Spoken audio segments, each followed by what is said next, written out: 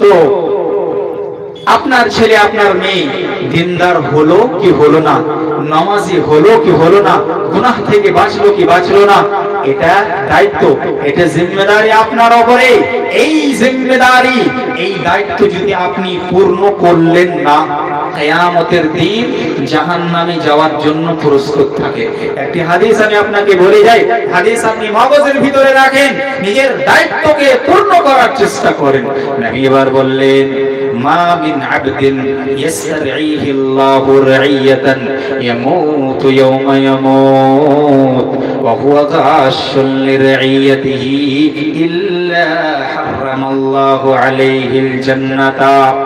নবী আমার বললেন, তোমাদের মধ্যে যাদেরকে দায়িত্বশীল বানানো হয়েছে, একজন পুরুষকে তার বাড়ির ভিতরে দায়িত্বশীল বানানো হয়েছে, কিন্তু সেই ব্যক্তি নিজের দায়িত্বকে পূর্ণ করলো না।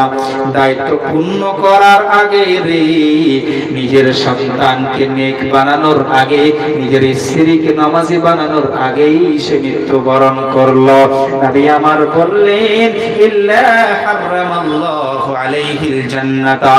তুমি নামাজি হলে কি হবে, তুমি রোজা রাখলে কি হবে, তুমি আল্লাহ ওয়ালা কি হবে, হলে কি হবে, তোমার স্ত্রীকে নামাজি বানাতে পারলে না, তোমার ছেলেকে নামাজি বানাতে পারলে না, তোমার মেয়েকে নামাজি বানাতে পারলে না, যার কারণে নবী বলছেন, ইল্লা হারামাল্লাহু আলাইহিল জান্নাতা। এই রকম ব্যক্তিদের জন্য আল্লাহ জান্নাত হারাম করে দিয়েছে। এজন্য জান্নাতে যেতে হলে নিজের স্ত্রী, নিজের সন্তানদেরকে নামাজি বানাতে হবে, দিনদার বানাতে হবে। এই সমস্ত কাজ হয় মাদ্রাসাতে। আমার সময় খুব স্বল্প, শেষের মধ্যে আমি চলে এসেছি।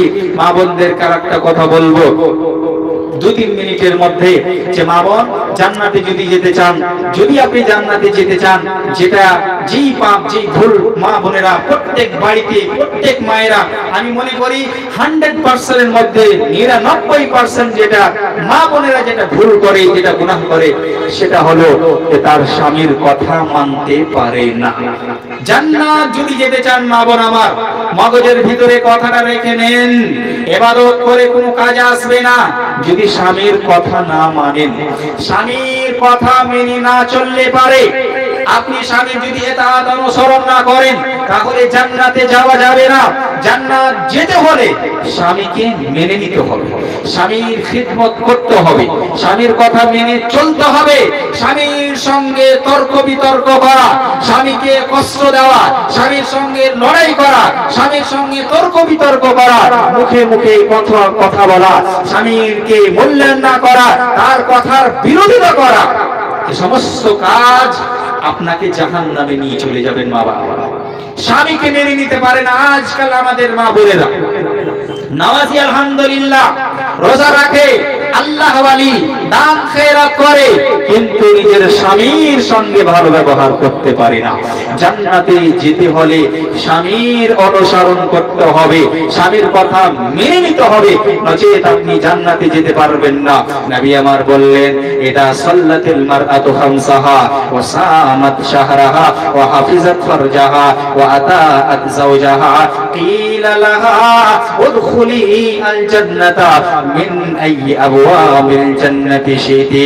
নবী আমার বললেন, মা আমার বোন আমার, যদি 4টা কাম করতে পারেন, না আমার বোন আমার, যদি 5 ওয়াক্তের নামাজ ভালোভাবে পড়তে পারেন, রমজান মাসে রোজা রেখে নিতে পারেন, নিজের লজ্জাস্থানের হেফাজত করে নিতে পারেন, আর নিজের স্বামীর কথা যদি মেনে নিতে পারেন, তাহলে আপনি জান্নাতের সমস্ত দরজা খুলে দেওয়া হবে।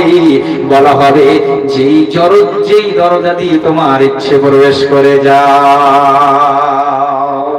আর যদি স্বামীর কথা না মানতে পারলেন, তাহলে রয়েছে জাহান্নাম। আল্লাহর নবী বললেন, সে ঈদুল আজহার মাঠে আল্লাহর নবী সাল্লাল্লাহু আলাইহি ওয়াসাল্লাম ঈদের মাঠে বক্তব্য দিলেন, বুঝতে পারলেন মহিলাদের কাছে আওয়াজ পৌঁছেনি। তারপরে মহিলাদের কাছে গিয়ে আল্লাহর নবী প্রথম কথা বললেন, ইয়া আইয়ুহান নিসা ইয়া মাশারান নিসাই তাসাদদাকনা। ও মহিলার দলেরা, তোমরা বেশি বেশি করে সাদকা করো, বেশি বেশি করে সাদকা করো।